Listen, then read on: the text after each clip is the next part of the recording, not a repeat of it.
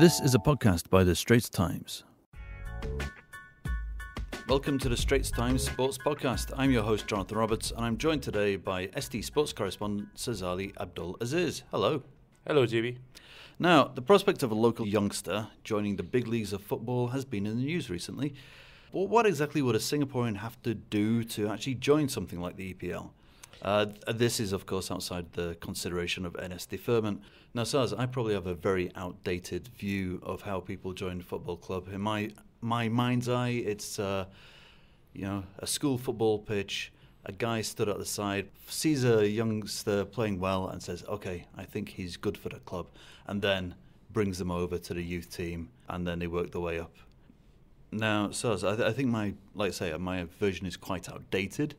Very Roy of the Rovers. That likelihood, especially for a Singaporean kid, is unlikely to happen, right? Yeah, if we're talking about a Singaporean kid who's, grew up in Singapore, Singapore is his only nationality. Singapore parents. Yeah, Singapore kind of parents, that kind of thing.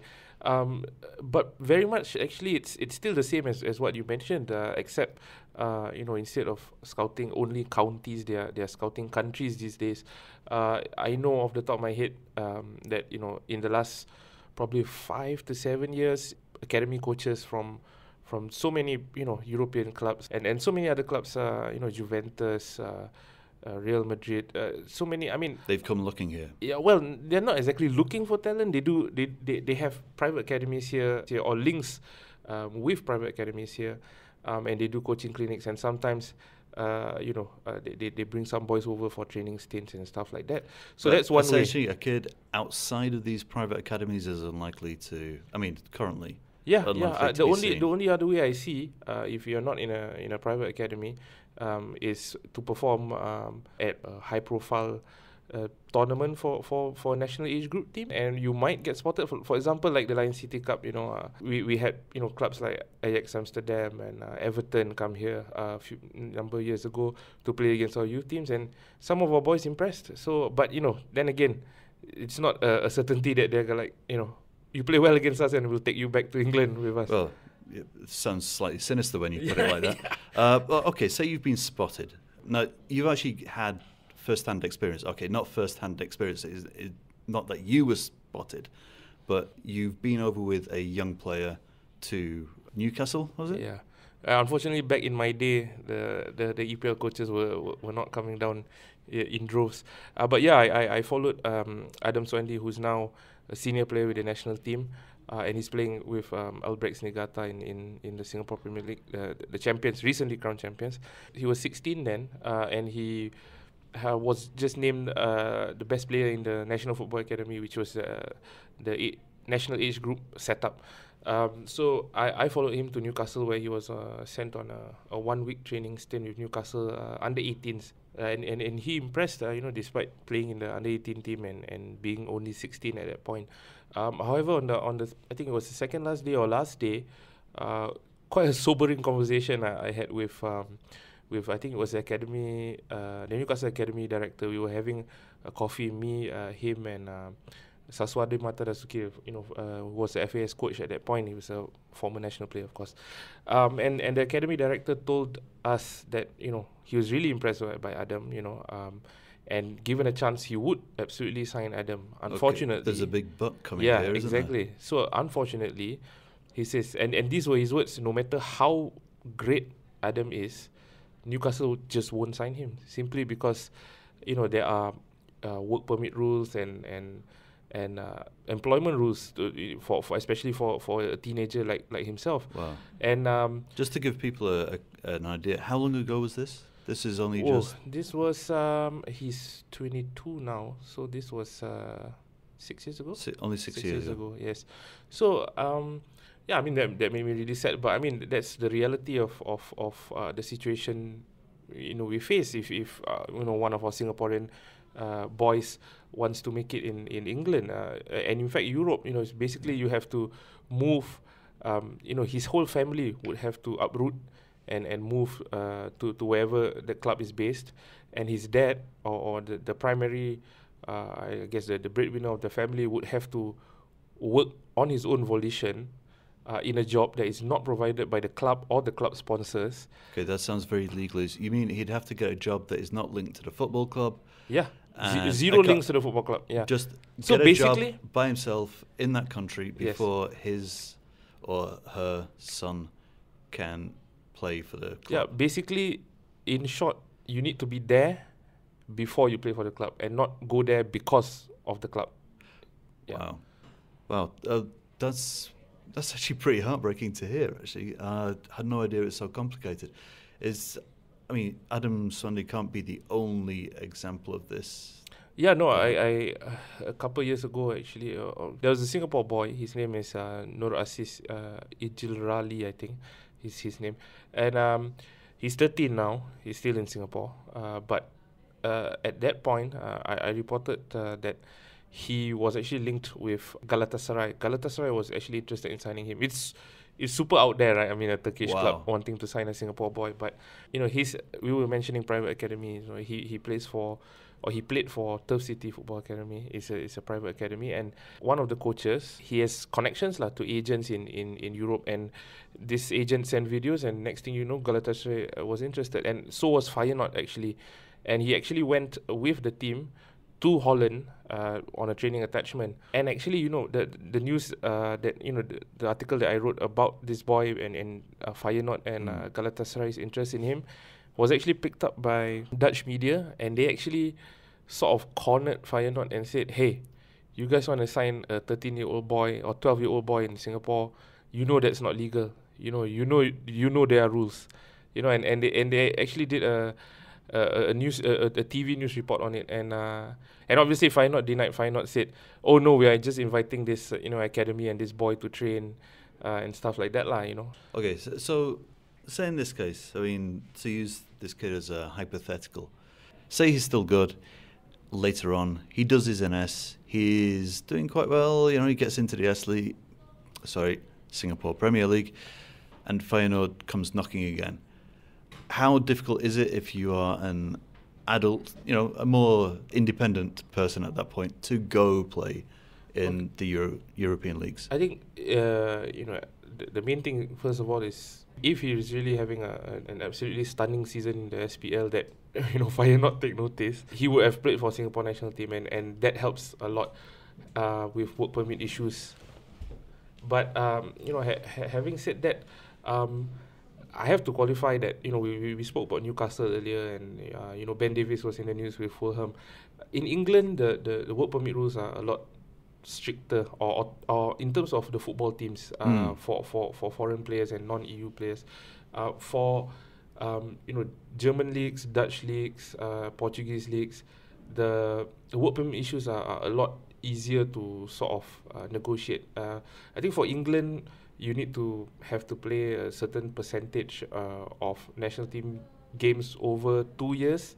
I think like 75% of So you can't just be a good player in the league. You've got to be a good player in the national team. Yeah, in the national team. Right. You have to you have to prove that you are an important player for your country. I.e., that means you are good, which is not necessarily the case. But yeah, and your country must be ranked in the top. I believe it's 70 in the world. Yeah, so which is Singapore is ranked 169, I think. So there's little chance of that happening anytime soon. But yeah, having said that, if you mentioned this boy, if Feyenoord come knocking, they should be able to sign him when he's 21 years old, when he's finished with NS. And if he has a good season or two, and let's say Manchester United, Chelsea, or whoever Premier League team comes and tries to sign him, he might still earn a work permit simply by proving he's already cut his teeth at another top league in Europe, and he's proven his quality. It's on a case by case basis. It's pretty much. So from what you're saying, and if I can just sum this up, the odds are stacked against Singapore players at the moment. The FIFA ranking is quite hard to overcome already. Well, in terms of playing in the Premier League or playing in England, which is Singaporeans' favourite league, it's almost impossible at this point in time. But in terms of seeing a Singaporean make it in Europe, maybe a second tier of Germany or Portugal. For example, Haris Harun was offered a place in a top 5 team in the top tier of Portugal not too long ago. So it's still a possibility, and I think we should always look on the bright side of things. There is hope out there. There's always hope. Well, speaking of hope, or lack of it, Singapore football is in the news again for a different reason this time. Albirex Niigata has won the inaugural Singapore Premier League. The controversy, or supposed controversy this time, is that they won it way before time. Or what people are saying way before time. 3 months ahead of schedule, apparently. Saz, 3 months? Well, it's 6 games. It is 3 months, but 6 games. So, I mean, 6 games isn't, that wide a stretch, is it? Well, I mean, Man United hold the record in the EPL. They won the 2001 season, possibly, around there.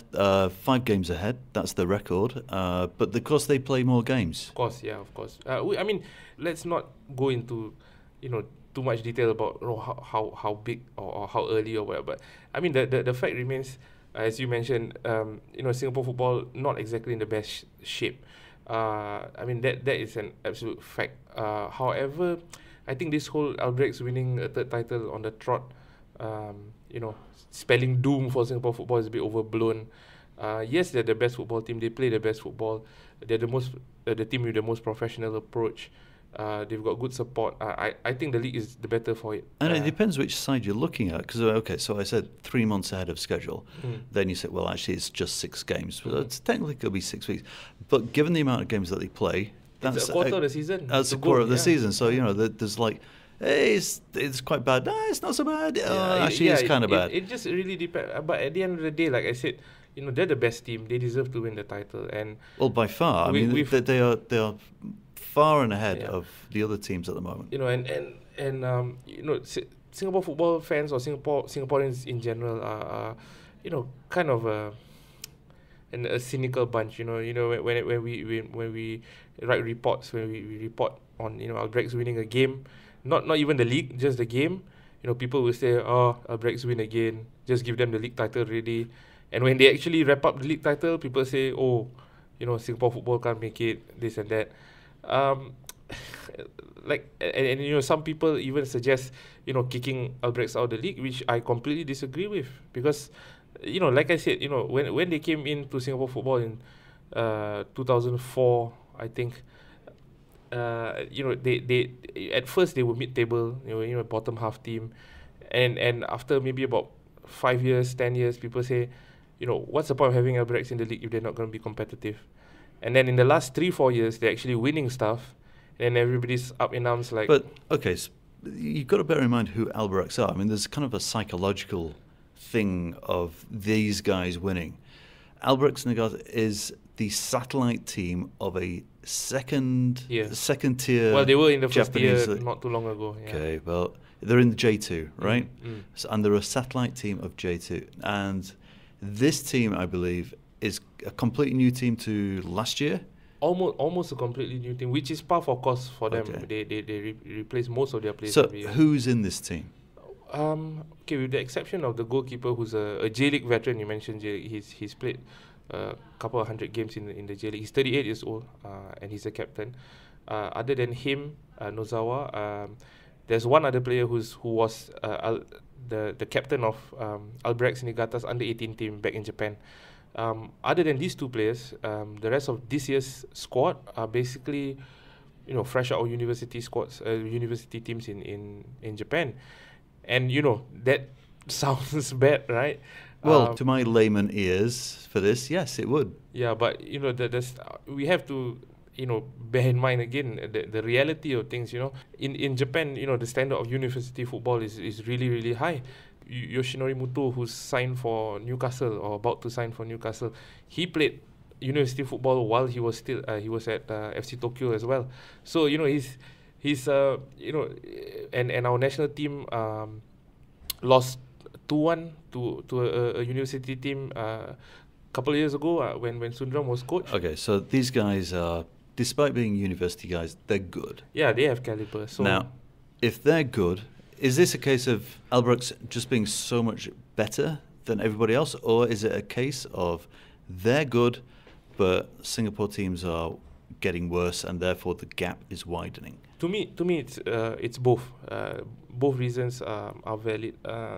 Like we mentioned, the Japanese players, obviously they have a very good base, from which they build on. So by the time they're 18, 19, 20, they're ready for professional football.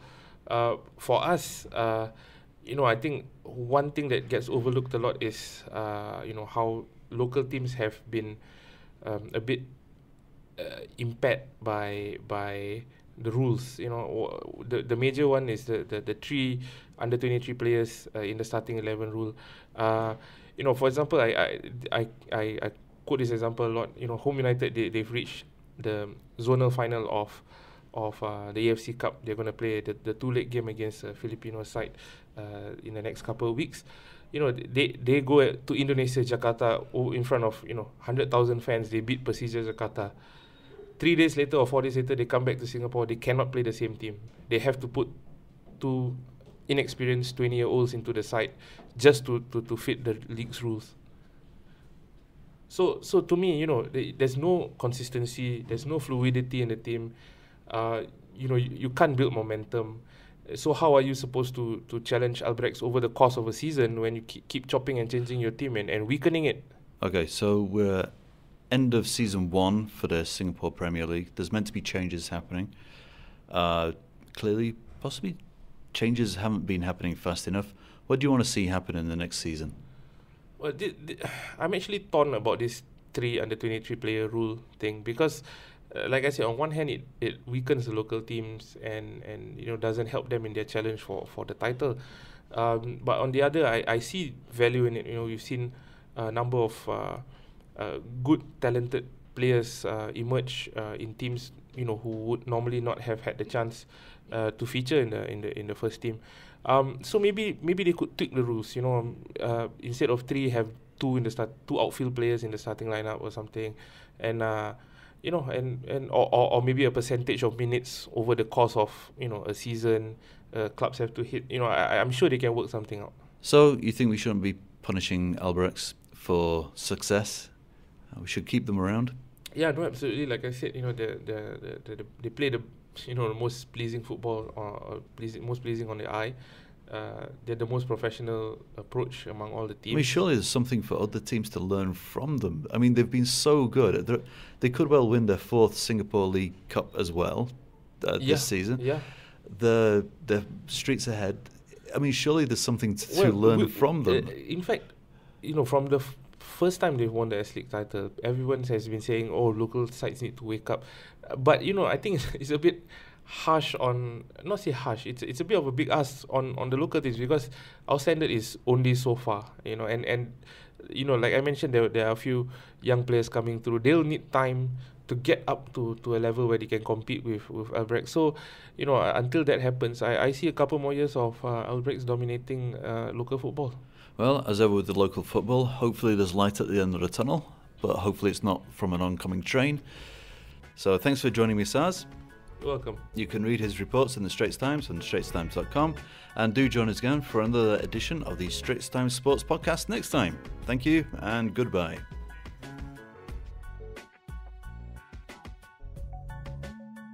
That was an SPH podcast. Find us on iTunes, Google Podcasts, and streaming on Google Home. Do send your feedback to podcast@sph.com.sg. You can also check out more podcasts on various topics at straitstimes.com and bt.sg.